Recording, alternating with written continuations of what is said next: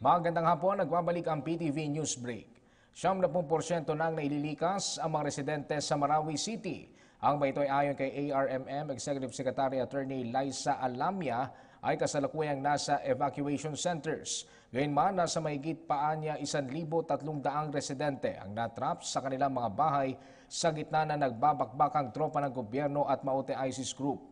Sinabi ni Alamia na hindi nakalabas ng kanilang mga bahay ang mga apektadong residente dahil sa may mga namamataan pa rin silang mga gumagalang miyembro ng Maute.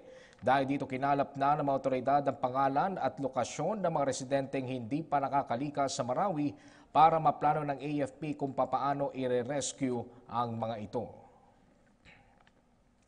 At yan po muna ang mga pinakamainit na balita sa oras na ito. Manatiling updated gamit ang aming social media sites. I-like lamang po ang aming PTV Facebook page ay follow kami sa Twitter at PTVPH. Ako po si Ralph Obina. Magandang hapon.